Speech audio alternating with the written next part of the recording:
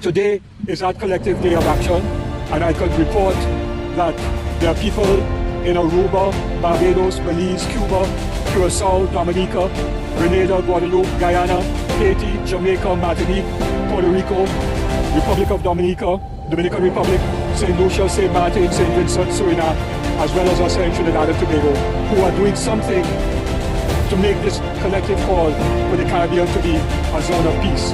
This declaration was a call to the people of the Caribbean that we must stand firm, that the Caribbean must remain a zone of peace, that there should be no U.S. intervention.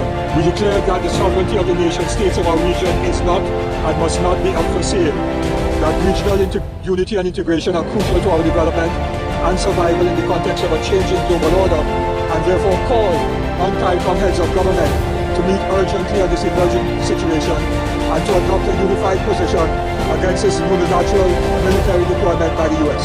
We denounce the so-called creation by the U.S.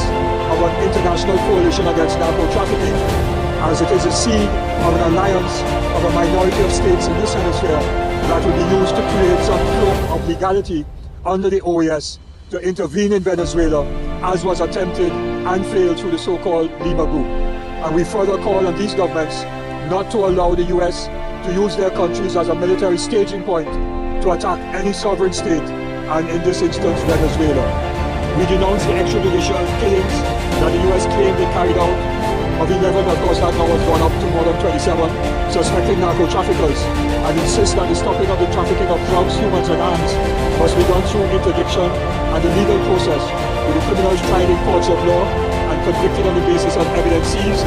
And we deplore the statements made that they should, quote, all be killed violently, as contrary to the rule of law, and thus which could take us down a slippery slope of giving the state the license to kill arbitrarily.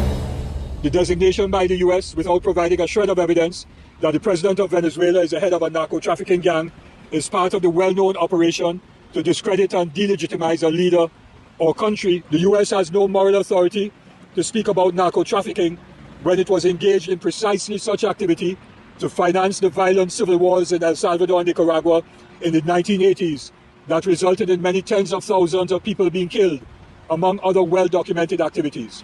Nor does it have any moral authority to speak about peace when it is complicit in the genocide of Palestinians today and of many other crimes against humanity through the years. The sovereignty of the Bolivarian Republic of Venezuela must be respected, and that therefore we oppose any military intervention by the U.S. or any other state in Venezuela.